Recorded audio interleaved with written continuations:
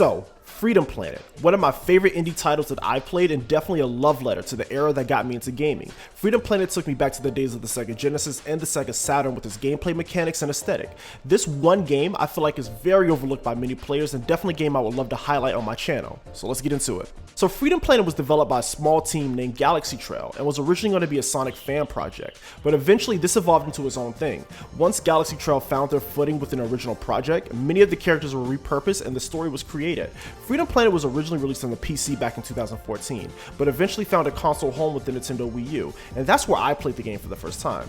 Being a huge Sonic fan, I was always aware of this game and saw gameplay for it before the Wii U release, but I didn't own a Windows PC back then, so when the Wii U port got announced, I was super excited to finally get a chance to play this. For this review, I'm looking at the Switch version, but you can also play this on the Wii U and the PS4. So Freedom Planet does have a story, and to really sum it up, there's this powerful stone called the Kingdom Stone. This stone is wanted by this evil force led by Brevin, who I love as a villain. He's a badass. He pretty much wants the stone for his own benefit and causes a whole war over it. Later on, you meet different characters along the way, and you go through different stages to stop Brevin's evil plot. This pretty much is your typical platformer story, but I will applaud the production value. There's voice acting, really cool chase sequences, and lovable characters. So the story is fine, but on repeat playthroughs, I will usually just skip through the entire story. The game also gives you an option of adventure and classic mode, so if you want to watch the story, play adventure, but if you just want to go from stage to stage, select classic. So in terms of gameplay, you have 3 characters that you can play as. Lilac, who is the main character and a dragon who is extremely fast.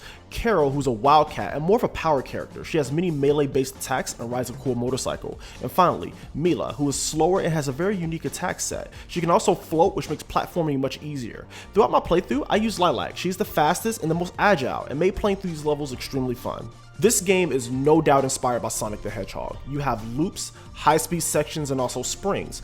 But this game doesn't necessarily focus on speed solely. There are more exploration and puzzle solving you can do here as well. Yes, you can move quickly, but given how long these stages are, the developers really wanted you to explore these levels and solve different things throughout it.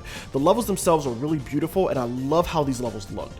It really captured that Genesis and Saturn vibe perfectly. The standout level for me was definitely the Fortune Knight stage and also the mall stage following it. The only issue I have in terms of stages, some of them really overstay their welcome. Even though I love how these stages look and play, the length of some of these stages are definitely on the longer side, and the game that is a high-speed 2D platformer, I felt some of these stages could have been broken up a little bit more. Minor complaint, but still something to note. Now, the music.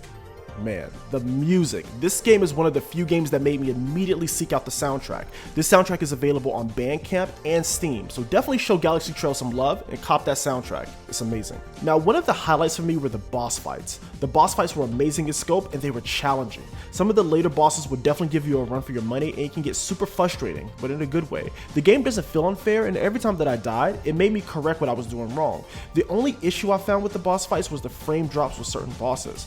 I don't know if this is done purposely or is consistent across all platforms, but it is a slight annoyance. It doesn't take away from the game itself though. Overall, Freedom Planet takes me back to my childhood, playing games on the Sega platforms. GalaxyTrail did an amazing job with this game, and I will definitely be following them in their future projects. Freedom Planet 2 has been in development since late 2015, and GalaxyTrail is still working on that. Make sure you guys give GalaxyTrail a follow and buy this game. It is an amazing time and an easy recommendation for all of you. Thank you all for watching, and I'll see you next time.